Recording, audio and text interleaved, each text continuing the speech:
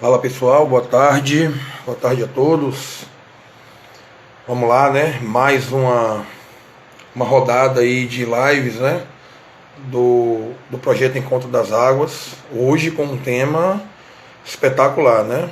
A gente está recebendo aí o professor Yuri, né? Professor Yuri Carneiro, professor doutor em Direito, né? Professor lá da Faculdade Nobre e também da UNEF.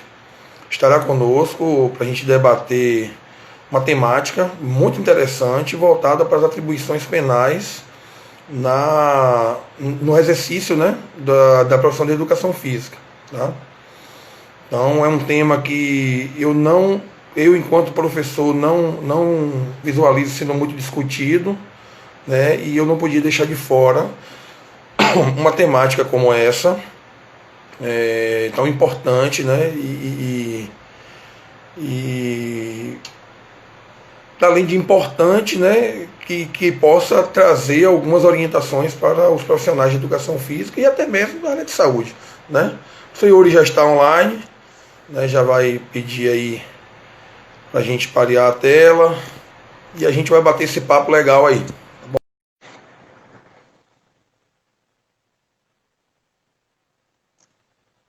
Vamos guardar aqui. Sou Yuri, boa tarde, Olá, professor. Tudo tudo bem, bom? querido? Satisfação estar aqui com você essa tarde, né, esse Tudo bem? momento aí chuvoso, né? Momento chuvoso. Chuvoso Vamos, aqui. vamos torcer para que a internet não fique ruim, né? Que todos É possam verdade. acompanhar, né, de uma maneira bacana. Já desejo boa tarde a todos os que estão online aí, tá? Eu fiz uma abertura antes do professor entrar, né? E explicando para quem está online agora, a gente vai debater uma temática interessantíssima, né? O professor Yuri vai ter o momento dele se apresentar, né? Vocês vão poder Uhum. conhecer um pouco aí do release do currículo dele. E a temática é muito interessante, a gente, né, tratando de um ponto muito pertinente, muito bacana, né? Que é a questão da ética profissional, voltado inclusive para as questões das atribuições penais, né? Os vários tipos de abuso. A gente ouve muito falar isso na área da educação física, e essa interdisciplinaridade não poderia ficar de fora nesse momento Sim. desse projeto que a gente criou aí, né, de lives, né, que a gente intitulou Encontro das Águas. Tá bom? Professor, mais uma vez, boa tarde. Deixo com o senhor a fala aí para esse momento de apresentação e a gente jogar duro aí. Boa tarde. Pronto, boa tarde, Rodrigo. Prazer enorme estar contigo aqui, viu? A gente fazendo essa live interdisciplinar, acho isso importante. É importante a gente fazer a troca de conhecimentos em diversos campos da ciência, né? Uhum. Porque, particularmente, com a educação física, a natação eu acho uma coisa maravilhosa, né? Infelizmente, acho bonita, não faço. Fiz quando era muito mais jovem, mas minha esposa mesmo tem uma verdadeira paixão por natação. Mas acho assim realmente um esporte fantástico, fantástico. E do ponto de vista do que você propôs para a gente debater e discutir aqui, eu acho que a interface é muito grande, né? Para que as pessoas saibam, aqueles que são seus alunos, que não são os meus alunos, que a gente vai ter gente misturada aí nessa live. Eu sou professor de Carneiro, sou professor da FAM, né? Aí, como nosso amigo Rodrigo, eu sou doutor em Direito Penal pela Universidade Federal da Bahia, já leciono há 18 anos, graças a Deus há algum tempinho. Acho que a careca denuncia, né? Esse tempo aí de atividade profissional. Esse tempo de experiência, Já né? tive, já tive alguma experiência em outros esportes, mais esportes de lutas, mas tem muito tempo que eu não faço. A gente às vezes trabalha tanto que relaxa um pouquinho da parte do cuidado da saúde, né? Do físico, mas que sai em breve quando a gente puder ter tudo normal de novo, né? Sairmos desse estado de pandemia, né? Passarmos da crise da transmissibilidade do vírus, quem sabe a gente possa voltar. E vamos estar aqui hoje pronto para colaborar com você e com seus ouvintes aí, por quaisquer dúvidas que se tenham em relação à questão da atividade esportiva, da prática da natação, do contato, do treinamento e de possíveis ou eventuais práticas invasivas e de natureza criminal nesse campo daí, tá bom? É, vamos torcer aí para essa internet dar uma ajuda para a gente, porque estava dando uma repicadazinha uns pouquinhos, mas deu para compreender perfeitamente a sua apresentação, professor. É, Obrigado, Rodrigo. para a gente começar, né, e envolver, né, aqueles que estão online aí, até mesmo para a gente ter um caminho bacana, eu trouxe aqui um trecho bastante interessante do site do Conselho Federal de Educação Física, né? Tá. O Conselho da Educação Física ele surgiu em 98, né? 1º de setembro de 98, né? Profissionalizando a profissão, né? De educação física, e ele diz, dentro do conceito de atribuições do profissional, que ele é responsável por todos os atos e consequências praticados pelos seus alunos durante o tempo em que estes estiverem sob sua orientação, né? Então, assim, eu trouxe esse tópico porque me traz uma grande preocupação em anos que eu já tenho na área, lecionando na área, né? São mais de 20 anos, fui atleta profissional, hoje sou atleta master, tentando voltar, né? Já leciono no ensino superior também há uns 10 anos, né? Então, assim, isso me preocupa bastante, né? Porque a gente vislumbra várias pessoas da nossa área não tendo uma postura adequada e até mesmo, né, através dessas posturas, não sabendo nem o que está cometendo, né? Nem o que está cometendo. Então a gente pode começar, professor, além né, o senhor pode também até comentar esse trecho aí, e a gente já pode também até diferenciar os variados tipos de abusos, né, de atos libidinosos, né, na categoria penal, o que é que poderia, né, ser diferenciado e Vamos o lá. que poderia já acontecer. Vamos lá, vamos começar então. Eu acho que talvez a gente possa dividir nos momentos para ficar bem didático para quem esteja olhando a gente. E talvez no primeiro plano mesmo comentar esse trecho que você trouxe aí Sim. da regulamentação da profissão de vocês, né? Veja só, quando nós falamos em responsabilidade penal, é preciso que as pessoas consigam distinguir a responsabilidade penal de uma responsabilidade, por exemplo, civil, responsabilidade administrativa, responsabilidade Uhum. ambiental, área. Cada campo do direito, às vezes, tem uma esfera de responsabilidade. A do direito penal é a mais restritiva possível. Por quê? Por exemplo, se você tem uma empresa, na sua empresa você monta uma escola de natação, né? Você tem lá uma escola de natação, você tem lá Uhum. uma piscina, funcionários, aquela coisa toda. Ocorre algum ato dentro da sua escola que provoca um dano no aluno. Por exemplo, o aluno está sem o equipamento necessário para Sim. fazer uma corrida ao redor da piscina, para nadar, e ele tem um pequeno dano físico com isso. Você, enquanto empresa, sua empresa, ela será responsável por esse ato. Você pode sofrer uma ação de indenização contra você. E você tem de responder essa ação de indenização à sua empresa. Se a sua empresa, no meio desta ação que for movida contra ela, vier quebrar, falir, se quebrou ali, não tem mais aluno, etc., a pandemia, aquela coisa toda, e você acaba tendo que se desfazer dos poucos bens que tem para pagar alguns débitos, tal, e no final das contas você fica sem nada, a sua empresa fica sem nada. É possível que aquela pessoa, no âmbito dessa indenização, a depender da situação do processo, ela tente ir atrás dos seus bens pessoais, já que não vai encontrar nada da sua empresa. Também a discussão feita em relação ao dano e a responsabilidade pelo dano para a empresa é diferente de uma responsabilização pessoal em determinadas circunstâncias. Então, a responsabilidade Uhum. da empresa é mais ampla, podemos dizer assim, né? Porque, como estamos falando também com o público que não é direito, é preciso falar de uma forma que todos entendam. Vou tentar o mínimo possível usar certos termos aqui, que às vezes a gente utiliza tecnicamente e que a pessoa não necessariamente vai entender.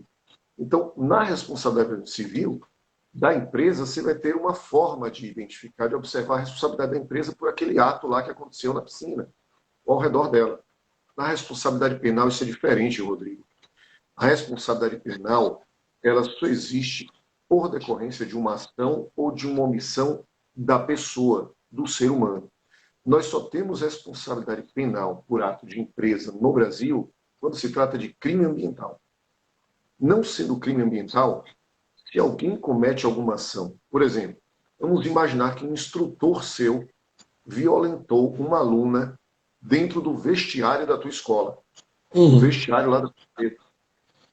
Este ato de violência sexual praticado contra a aluna, que pode ser das mais diversas espécies possíveis, a responsabilidade penal dele por este ato é do teu instrutor, não é sua. Salvo se você tiver participado junto com ele dessa violência. Ou salvo se você, por exemplo, vamos imaginar que a garota avisou a você que estaria sendo importunada por ele, ligou alguma coisa do tipo, eu estou aqui no vestiário, a pessoa está tentando entrar para me violentar, por favor, Rodrigo, faça alguma coisa, e você simplesmente se omite e não faz nada. Pode ser que, neste caso, se apure também a sua responsabilidade, no sentido da Omissão, né? pelo dever contratual que você tinha assumido com ela de ofertar o mínimo de proteção, de tutela ali dentro daquele ambiente, porque você foi avisado. Nesse caso específico, pode-se discutir uma responsabilidade. Mas na outra hipótese, não, porque essa responsabilidade é pessoal, ela não é pela empresa, ela é sua, ou qualquer ação ou omissão sua, dolosa ou culposa no ato. Isso é necessário que fique claro. E mais, nem todo delito na esfera sexual, no campo da importunação sexual, do estupro, do assédio, por exemplo, existem suas modalidades culposas, existem modalidades dolosas. Estupro é um crime doloso, a importunação sexual, que depois vou falar, é um crime doloso, o assédio sexual é um crime doloso, ou seja, são delitos que demandam, por parte da pessoa, uma vontade de praticar aquela ação. Ela quer, ela tem, como se diz no popular, a intenção de praticar aquele ato. Então é preciso ter isso bem claro, para que não se pense, por exemplo, essa regra aqui vai fazer com que, se um aluno meu violenta ou pratica alguma ação indevida de abuso contra uma aluna, e eu não vi, mas mesmo assim eu vou ser responsabilizado criminalmente. Criminalmente, não. É diferente. Do ponto de vista de uma responsabilização civil, até pode se discutir, mas criminalmente, de forma alguma. Porque do âmbito criminal, a responsabilidade tem que ser pessoal, direta, por uma ação ou omissão sua, por dolo ou por culpa, imprudência, imperícia, uma negligência sua, uma ausência de um dever de cuidado. Você está lá dando sua aula, está dando aula para criança. Você sabe que criança não é brincadeira, então cuidado é redobrado. Aí, de repente, o menino vai e começa a correr ao redor da piscina, sem você ver, sem sua autorização, está escorregadio, ele cai, bate a cabeça e vem a óbito. Aí é complicado. Aí você pode até ser responsabilizado. Por quê? Homicídio culposo. O dever de cuidado com a criança naquele momento é seu, é do professor ali, é do instrutor. Não. Então você tem que estar ali coladinho nelas para elas não fazerem nada de errado. E se fizerem, aí você tem um problema sério. Por causa do nível de compreensão que a criança tem ou não, de cuidado que ela deve ter consigo própria. Então, a priori, a gente pode começar por aí. Não sei se pus mais dúvidas do que certezas, mas a gente está aqui para esclarecer. Isso. Tem uma questão importante nessa sua fala, professor, que me deixa bastante assim pensativo, né? Quanto à questão do ato de violência, né? O abuso sexual. O senhor falou, levou ao banheiro, né, e violou, né, a criança. Nós sabemos que determinadas academias já utilizam de câmeras de gravação, né, na área da piscina, né, filmando toda a piscina, mas no vestiário isso não é permitido, né, por questões de intimidade, né, invasão da privacidade. Eu não sei se eu estou nem, né, faltando falar até alguma coisa desse contexto. Mas quando isso acontece, por exemplo, quando isso acontece, né, a criança informou, né, aos seus familiares que o professor cometeu determinado ato, ou a professora cometeu determinado ato dentro do vestiário. Lá não tem câmera. A criança, ela afirma, né, e o professor, ele nega. Em que ponto o direito, nesse contexto, ele pode né, intermediar? Como é que ele pode mediar e chegar ao denominador comum de se isso é realmente verídico ou inverídico? Vamos lá. Veja só. Em relação aos crimes sexuais, e aí nós estamos focando em exemplos do caso da atividade da educação física, da natação, mas caso de crimes sexuais, sim, temos uma característica bem específica do ponto de vista da prova, Rodrigo. Veja só. Vamos pegar esse caso mesmo. A criança foi ao vestiário, lá digamos que ela tenha tido duas situações. Vamos levar em consideração duas hipóteses. Uma, o instrutor, o professor, violentou a criança realmente. Chegou lá e resolveu apalpar a criança, passou as mãos no seio da menina, fez coisas desse tipo, violentando a criança. Isso é uma violência sexual, isso é estupro, né? Até porque, para ficar bem claro para todo mundo que está nos assistindo, Sim. abaixo de 14 anos é o que nós chamamos de estupro de vulnerável. Ou seja, independe do consentimento. Mesmo que uma garota de 13 anos venha consentir ter relações sexuais com um rapaz de 18, não importa, é estupro para a lei. O artigo 217A é bem claro. O fato de ter menos de 12 ou menos de 14 não importa. Pode gerar uma diferença na dosimetria, na aplicação da pena, mas é crime. Então, vamos imaginar que isso aconteceu no vestiário. Vamos imaginar que o professor diga, quando foi aberto o inquérito, que ele, não fui eu não estava no vestiário nesse momento. Mas não tem como provar, porque não tinha câmera nos locais, não tinha câmera na piscina, ou o vestiário era num canto mais para dentro, não dá para ver. Tem a palavra da criança contra dele. O que é que acontece nos tribunais quando se trata de delito praticado contra menor do ponto de vista sexual? Menor de 18 anos, principalmente. Às vezes se aplica esse mesmo entendimento para o maior de 18, mas o comum é para menor de 18. Para menor de 18, isso aqui que eu vou lhe falar não tem tido saída. É realmente a forma como os tribunais entendem. Dentro do direito, Rodrigo, o ônus da prova, ou seja, provar o fato é de quem acusa, dentro do direito penal. Ou seja, se o Ministério Público denuncia alguém por um crime, ele tem de provar a ocorrência daquele crime e de quem foi aquela pessoa. Juntar testemunhas, documentos, filmagens, o que tiver. A filmagem é uma prova documental, vídeo, um áudio, testemunhas, ele tem de provar. A defesa, ela tem um trabalho ou de dizer que aquela prova é inválida, ilegal, produzir outra prova, ou de dizer, olha, não tem prova nenhuma aí, esse vídeo não mostra o meu cliente, né? Ele não está aí. Mas no caso de crimes sexuais, é a única situação no país que há uma exceção.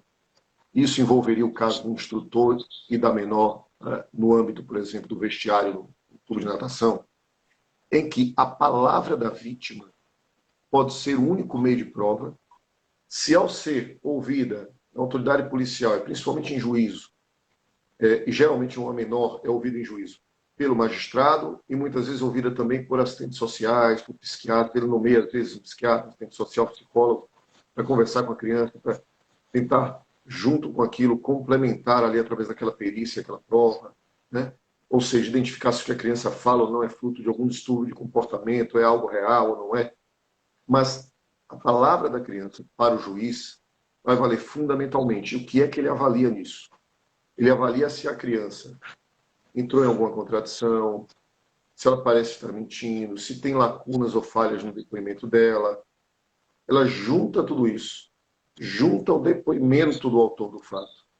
E muitas vezes, sem nenhum outro meio de prova, ele condena. O STJ e o STF, que são os nossos tribunais superiores, o STF, que julga em último grau de recurso as violações à Constituição, e o STJ, que julga os recursos comuns que chegam até Brasília, em terceiro grau. Né? Eles têm um entendimento unânime nisso. Ou seja, em crimes sexuais contra menor, a palavra da vítima pode ser suficiente, desde que não exista contradição, desde que não existam lacunas, desde que seja um depoimento seguro. O que é normal é que os juízes, junto com o depoimento da vítima, normalmente peçam para que um corpo de um assistente social, peçam para um psicólogo, também darem um parecer ou conversarem com aquela criança, para darem um parecer sobre o teor do depoimento dela, se há algum indicativo, às vezes do psiquiatra, se há algum indicativo de algum distúrbio, se a criança de alguma maneira possa não ter criado aquilo na mente dela. Então isso é muito feito. Porque a prova de crimes sexuais contra crianças é muito difícil.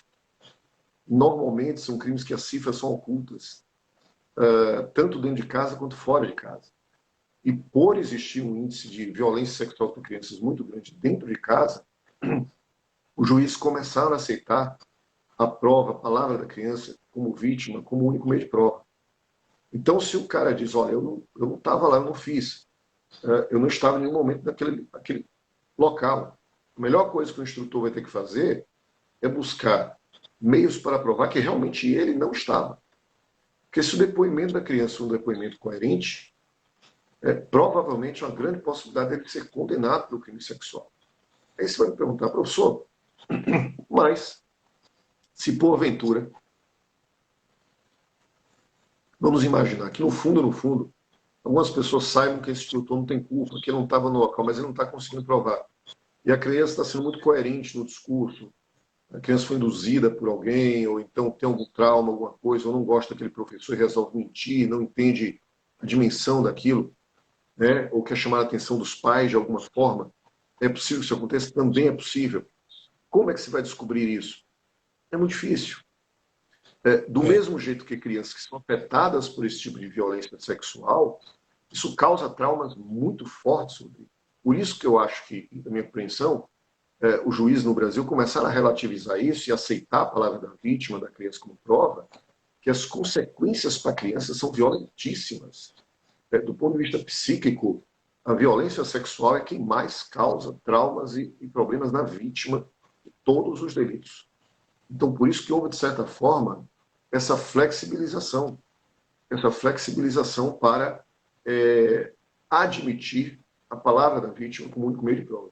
O que é recomendável, por exemplo, se você está no âmbito de academia de natação, de qualquer coisa que seja, que você lide com crianças ou com menores, que você tenha em todos os locais da instalação, sem dúvida nenhuma, câmeras que gravem efetivamente o transitar das pessoas pelo local, obviamente nunca dentro dos vestiários, que ali é proibido, porque eventualmente, caso isso aconteça, e um instrutor ou um professor disser, olha, eu não estava ali no horário que a criança está dizendo, eu estava em outro local, eu estava em outro lugar da academia. As câmeras comprovam que elas levam o horário, o local é periciado. E aí se tem um meio de prova para se bater e dizer, olha, realmente ele não estava. Ou se ele disser, eu estava em tal local, mas tinha câmera, que não disser, não, você não estava lá não. Você estava onde? Ah, eu não me lembro. Olha todas as câmeras dos locais ali dentro daquela academia. Ele não estava em lugar nenhum. Então, ou ele estava fora, ou ele estava no vestiário violentando a criança. E aí a palavra da criança vai ganhar mais credibilidade ainda, porque o que ele falou antes não bate com o que foi apresentado. Então, essa é uma consequência direta. E o crime de estupro de vulnerável, a pena é alta. A pena é de 8 a 15 anos. É maior do que o estupro simples. Então, atos dessa natureza com menores de idade, e que podem ser, Rodrigo, tanto uma penetração, que a gente chama de conjunção carnal, penetração pênis-vagina, que é um ato de violência mais claro, quanto sexo anal, sexo oral, toques, a palpadelas. O sujeito pensa que a pena é menor ou é diferente, ele tocar no seio da criança ou da mulher. Vamos imaginar que um professor constrangeu uma aluna, já maior, para violentá-la. Ela estava no vestiário, ele encostou nela, ela sentiu medo, ela pediu para ele se afastar, ele não se afastou, ele encostou e começou a palpá-la nos seios ou em algum outro local. Ela com medo não gritou, não reagiu, ficou em estado de choque, não chegou a dizer não, mas a ação dela claramente não era de aquiescência, era de repulsa, era de medo, era de tensão. Ele praticou estupro. O ato dele apalpar partes do corpo dela sem autorização, com conotação sexual, é estupro. 6 a 10 anos. E pode ter mais situações de aumento. Porque nesse caso não houve consentimento. O consentimento tem que ser claro. Mas isso quando você, objetivamente, tem uma situação de violência, né? Ou então de ameaça. Ainda que seja indireta. E no menor, na pessoa menor, de 14 anos, por exemplo, isso pode até ser com vontade, que não importa. Você vai responder pelo delito. Não sei se essas considerações iniciais estão boas, mas pode ir perguntando que a gente vai esclarecer. Não, sua explicação está tão massa, tão bacana, que assim, a linha tá indo bem bacana, né? Eu tenho até um questionamento que eu coloquei aqui na nossa pauta, voltado sobre essa questão aí do acionamento de imediato, né, das vítimas. Antes de chegar nesse ponto, eu só queria fazer uma colocação enquanto empresário da área, né, de escola de natação. Eu já tenho uma escola de natação há 20 anos. Então, legal, é uma experiência bacana, né? É uma experiência legal, uma experiência bacana, né? Entrou aí agora na nossa live Naumar Pedreira. Naumar Pedreira, acho que já foi ou vai ser seu aluno lá na FAM. Ele é formado em Educação Física, né? E agora está cursando Direito, o famoso Nau Cabeção. Seja bem-vindo, Nau. Seja bem-vindo aí, que ele também Meu atua na aluno. área de educação física, né? E é também empresário do ramo de academia. Na nossa Legal. escola, a gente faz questão, professor, de deixar claro para os pais que todo de menor precisa ter um acompanhante. Em hipótese alguma, a gente aceita algum tipo de matrícula sem que o pai ou a mãe ou o responsável aceite esse termo. Né? Não se pode deixar o de menor lá por conta dos instrutores, né, dos professores, estagiários.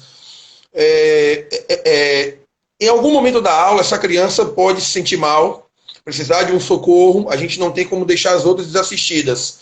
Em algum momento da aula, essa criança pode sentir vontade de ir ao banheiro. A gente não tem como deixar as outras desassistidas e acompanhar essa criança no banheiro sem ter algum tipo de câmera lá dentro. Então, mediante a sua explicação, né, como a palavra da criança, né, ela prevalece em determinados pontos, a nível de não entrar em contradição, pode ser um fator negativo para o profissional que vai estar à frente disso. Né? Então, para quem assiste, né, para quem acompanha e tem filhos, né, ou que acompanha, né, alguém numa academia, de natação principalmente, porque o que eu mais deixo claro é que nós trabalhamos na natação com corpos desnudos, né? São meninas de maiô, vejo algumas academias que até liberam o biquíni, lá eu não libero o biquíni de forma nenhuma. Se liberar o biquíni é com a blusa de proteção UV por cima, né? Porque o biquíni ele tem uma facilidade maior de se deslocar do lugar, isso cria uma situação também né, complicada. Né? E todos os meninos com sunga ou bermuda térmica específica de natação. Quanto mais a gente minimizar essa questão do corpo exposto, melhor para a gente. Mas com a natação isso é um pouco complicado, porque a gente lida com água e a questão da vestimenta tem algo específico para isso. Então a gente traz essa orientação e aos que nos assistem, que percebam que essas orientações são pertinentes, né? E que a gente precisa levar à frente. Nós temos um comentário aqui, professor. O delegado Igor Jorge, muito obrigado aí pela sua colocação. Ele diz aqui, né, perfeito suas ponderações, buscamos elucidar a autoria, evitar a impunidade, mas também com mais absoluta legalidade. E nesse sentido, a investigação criminal tecnológica é um recurso muito relevante, né, muito relevante. Então, assim, boa colocação aí do delegado, né, que atua também diretamente nessa área junto com os advogados, né? Então, é o mais sensato a se fazer. Mediante essas suas colocações, professor, que já até no final da sua fala já estica para um ponto de pauta que eu tenho aqui. Por que que geralmente muitas vítimas não acionam de imediato algum tipo de abuso? Elas geralmente isso acontece, né? A gente percebe que a vítima ela se retrai e nem todas de imediato conseguem dar uma queixa, né, conversar com algum familiar.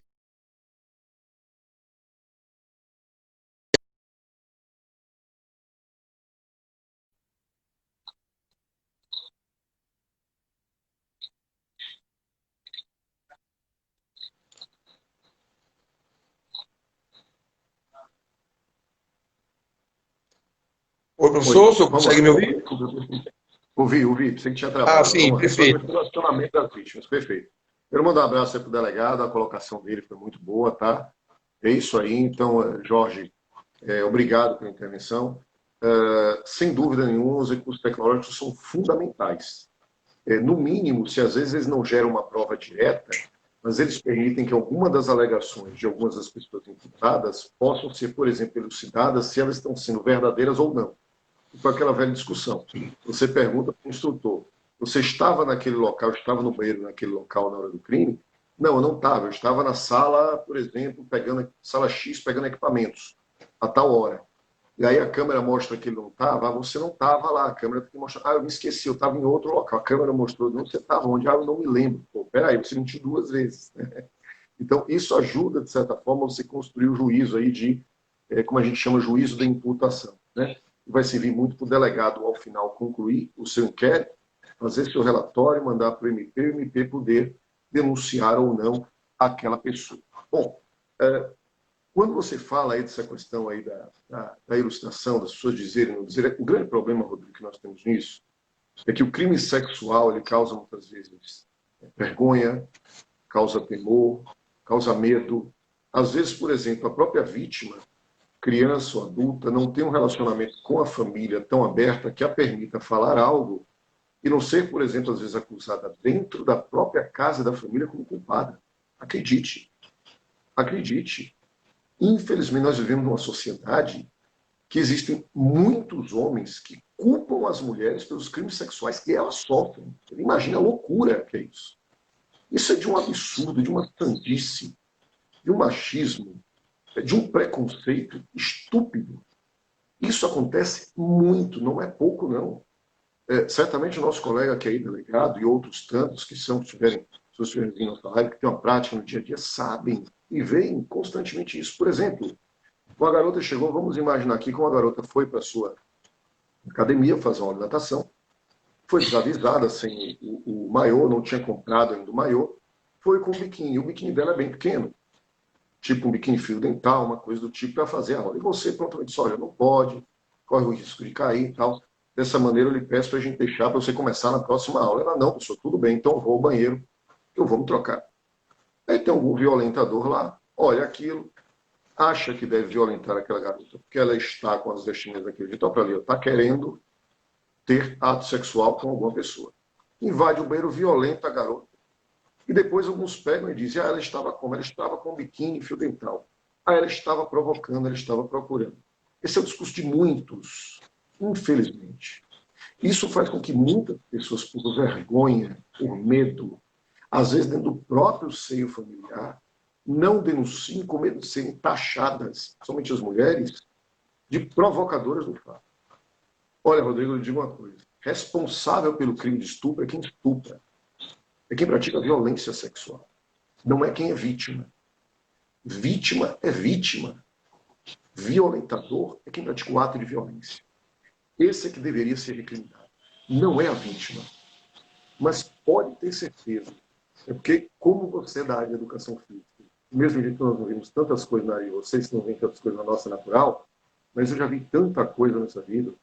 E nesse campo de crimes sexuais, é muito comum a gente ver repetir o discurso, até mesmo na hora dos depoimentos. Tem violentador que diz, não, eu já ouvi relatos de colegas, eu nunca tive nenhum caso de estar envolvido dessa natureza, mas eu tive relatos de colegas, ou de defensores públicos, que no momento da audiência, o próprio autor do fato virava para o juiz e dizia, não, excelência, ela estava querendo, olha aí a descrição, como é que ela estava vestida, sai desse jeito na rua, é porque ela quer chamar a atenção de alguém para transar. Imagine o nível ou de perturbação mental ou de comportamento absolutamente preconceituoso, machista numa pessoa dessa que pratica esse ato de violência sexual. Então, isso acontece, muitas vezes as pessoas se retraem por esse receio. Crianças, por uma questão normalmente de ordem psíquica, ordem psicológica mesmo. A criança está em fase de construção do seu comportamento, da sua mente, do seu cérebro, das suas reações, das suas emoções, das suas sensações. E o ato de violência sexual, quando feito desta maneira, quando feito de uma maneira normalmente sórdida, ela acaba provocando reações indesejadas na criança, comportamentos indesejados. Ela se retrai, ela muda. Por isso que é muito importante, às vezes, os pais perceberem se os filhos não estão com um comportamento de repente, se não começaram a mudar um pouco do comportamento em casa, se não começaram, às vezes, a rejeitar um carinho do pai, um carinho da mãe, porque às vezes não é a rejeição ao pai e à mãe, mas é o reflexo da violência que sofreu de um terceiro, aquilo vem na cabeça da criança, ela involuntariamente pode rejeitar. Tem muitos estudos no campo da psicologia sexual que apontam isso, né? E no campo da criminologia, como a gente chama, que é o campo da ciência penal, que estuda as causas do delito. E estuda também aí comportamentos desses agentes, né, criminosos. Então, isso é muito comum, isso acontece, isso é mais usual do que o que a gente pensa. E também vítimas maiores se retraem por receio de chegarem, por exemplo, em determinado local, falarem que foram violentadas e se sentirem expostas, não serem bem ouvidas, não serem bem tratadas. Até mesmo durante o processo judicial, muita gente não denuncia por vergonha, Rodrigo. Infelizmente, por vergonha do que podem passar, do que podem sofrer, da discriminação que podem vir a ter em sociedade. E isso deixa sequelas muito grandes. Isso é complicado mesmo, viu, professor? É muito complicado. A mudança de comportamento deve ser também, pelos pais, deve ser observada, né? Comportamento dentro de casa da criança, né? Alguma coisa de diferente, né? Inclusive mediante o que o senhor falou, deve ser observadas com atenção, porque muitas vezes a criança está ali retraída e acaba que não fala, né? Eu já soube de vários casos, Brasil afora, né? Em cursos diversos que a gente participa, né? O pessoal traz como relato de experiência, algumas matérias, né, jornalísticas, né, que são colocadas aí nos sites, e aí traz alguns exemplos e, inclusive, dentro desses congressos que a gente participa, já teve uma dona de uma academia que fez um relato de experiência, assim, né, extremamente chocante, né, extremamente Uhum. chocante. Mas é uma realidade realmente, como o delegado Jorge postou novamente aí, é algo que vocês, né, vivenciam isso, né, costumeiramente, né? E isso é realmente muito complicado.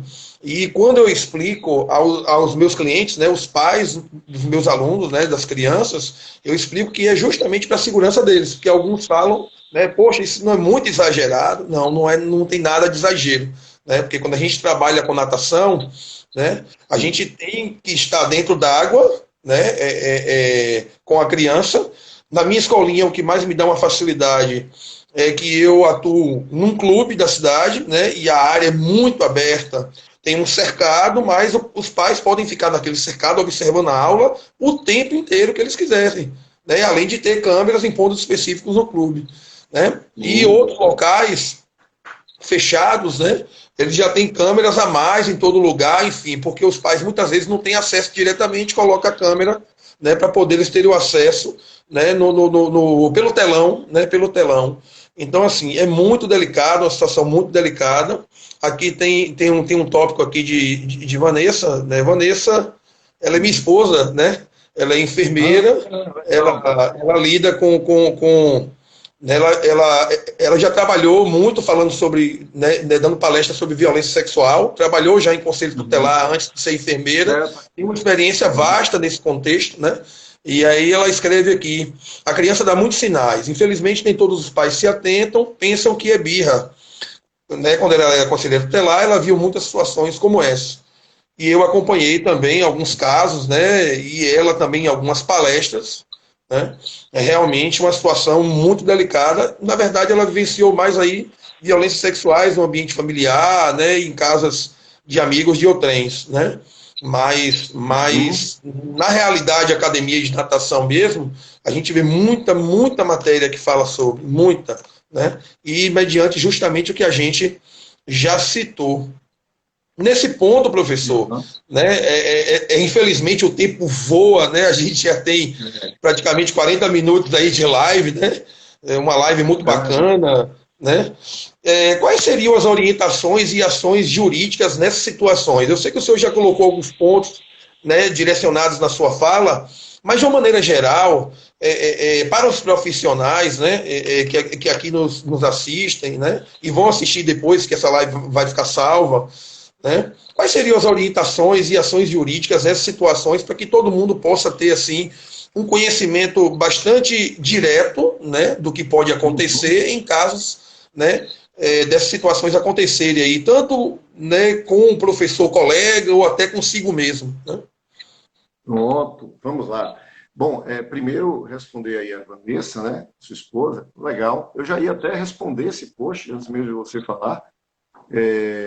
O que a gente pode apontar aqui, né, a Vanessa sabe, ela é enfermeira, né, como você apontou, infelizmente já deve ter visto muitas situações absolutamente constrangedoras em relação a isso.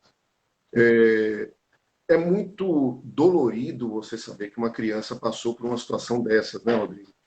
Isso deixa marcas que muitas vezes não são mais recuperáveis. E se os pais não estiverem atentos, isso pode chamar realmente por fim o resto da vida. Uma criança que passou por uma violência sexual, ela precisa ter um acompanhamento psicológico imediato e o mais perene possível, né? Do maior tempo possível. Porque não é simples. Né? E mais, eu digo mais, existe uma característica em relação à violência sexual, nesse caso específico aí das crianças.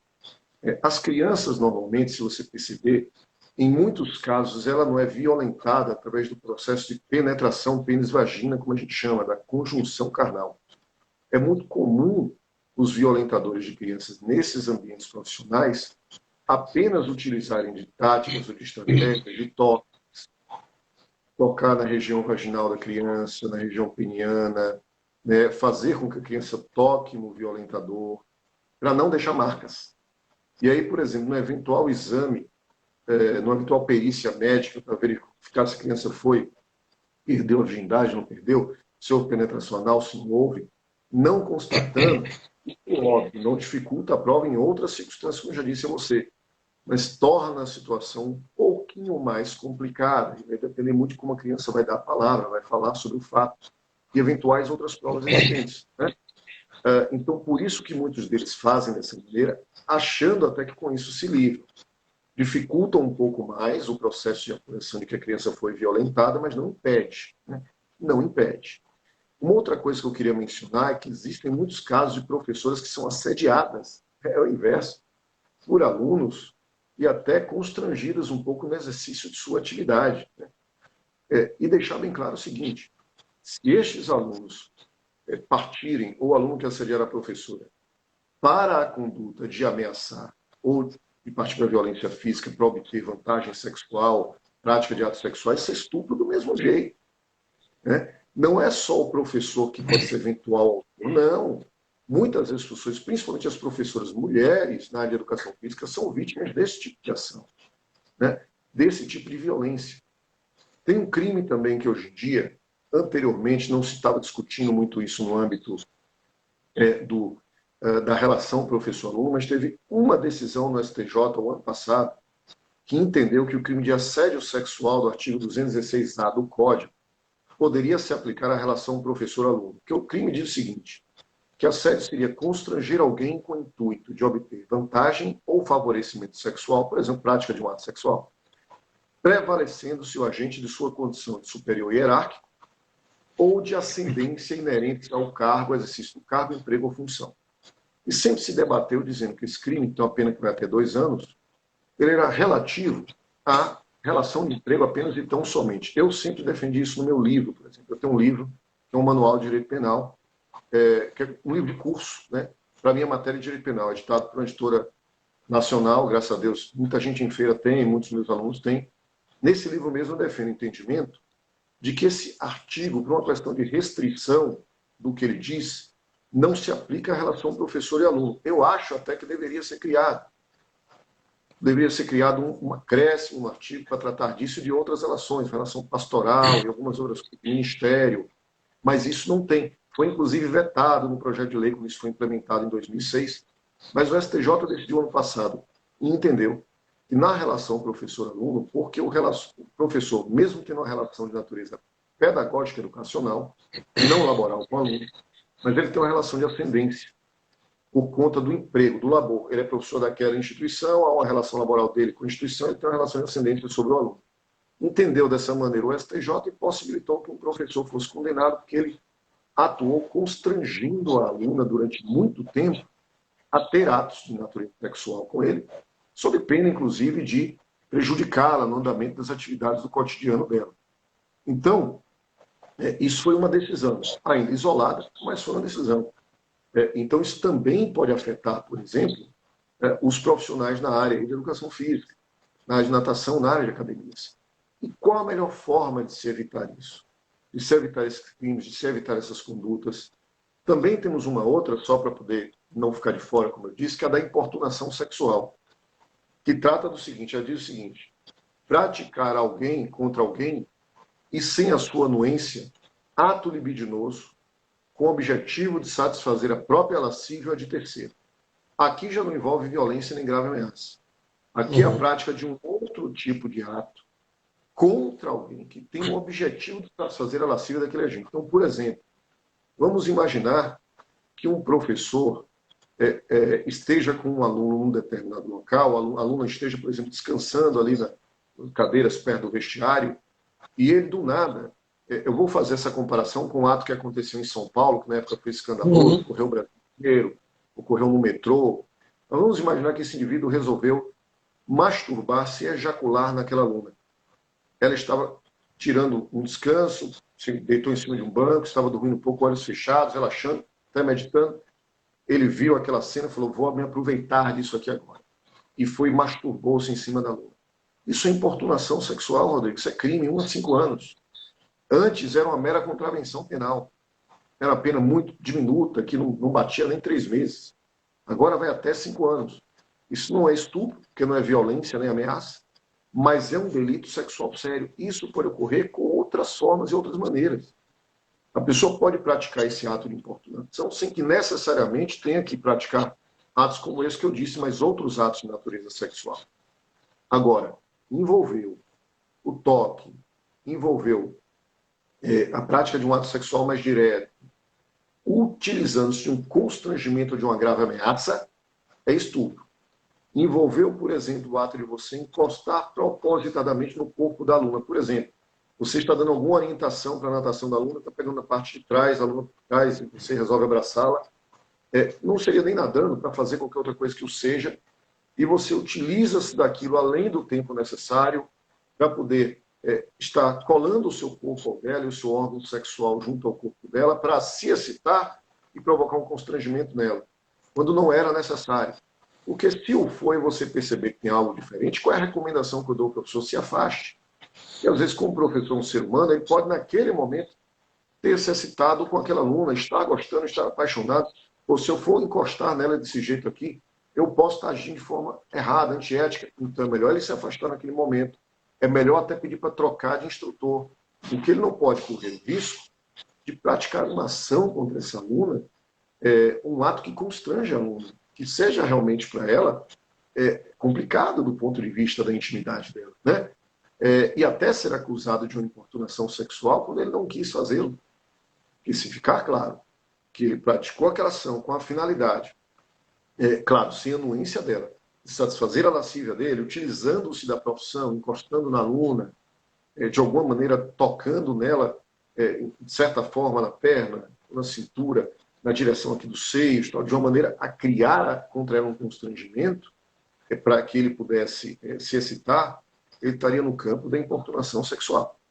E se for mais grave, com violência ou grave ameaça, vai para o estupro. Então, o que é melhor que se faça, Rodrigo, nessas circunstâncias, dentro de uma academia? Penso eu que a primeira coisa é instrução aos profissionais, né? É para todos os profissionais teus que estão contigo trabalhando, desde pessoas que limpam a academia, quanto os instrutores de natação, estagiários, funcionários efetivos, todos, ter uma instrução.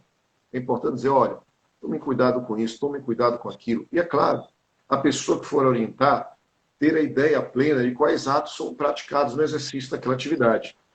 Um professor de natação pratica atos específicos com seu aluno de natação. Um de crossfit pratica outros com o aluno de crossfit. Musculação, corrida, e por aí vai. Cada profissional da educação física, cada atividade demanda uma atividade específica. Por exemplo, uma atividade de contato, como eu já fiz durante muito tempo, não fiz mais, mas amo, sou apaixonado, que é o jiu-jitsu, né? Eu até brinco com o meu sensei que eu era um eterno faixa branca, porque eu não frequentava. Eu ia assim de Adão. Ele, velhinho, você faltou de novo, como ele me chamava. Eu falei, sensei, estou sem tempo, é aula.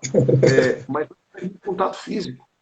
Se você não bem orientar, pode ser que ali um professor se utilize daquilo para importunar a sua aluna. É preciso ter cuidado. Só que um cuidado maior ainda, porque, querendo ou não, é uma atividade que demanda um contato físico direto. Na natação, menos um pouco, mas demanda. A natação tem um complicativo, como você disse. Trabalhamos com corpos desnudos.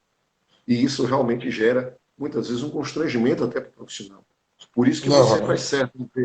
Venho de maiô, venho de sunga apropriada para a natação, ou short tactel, acho que chama, né? Esqueci, eu tenho aqui em casa, eu uso para ir para a praia, shorts de praia. Que são shorts extremamente adequados, você está no ambiente profissional. As pessoas não estão indo para a natação para desfilar em uma praia. Na praia a pessoa vai como quiser, vai até nu. Tem praia de naturismo para isso. Mas não é o caso da academia de natação. Não sei se deu para esclarecer, mas seria mais deu, com certeza, foi sensacional, né? Inclusive, Naumar Pedreira se posicionou novamente, né? Ele diz aí que foi um tema muito pertinente nessa iniciativa de trazer E é uma coisa que me incomoda muito, professor. Teve um período que eu lecionei a disciplina ética e deontologia lá na FAM, né? Em outra Sim, instituição que eu trabalhei também, eu já lecionei. E eu fiz uma atividade como essa que nós estamos fazendo agora, e teve, assim, um público, né? Porque, assim, foi presencial, né? Não foi nesse período, assim, como essa pandemia virtual, mas eu queria estar exato. visualizando agora né, as afeições de vários, né? Lá quando eu fiz, lá na FAM, na última oportunidade, muitos arregalavam os olhos, né?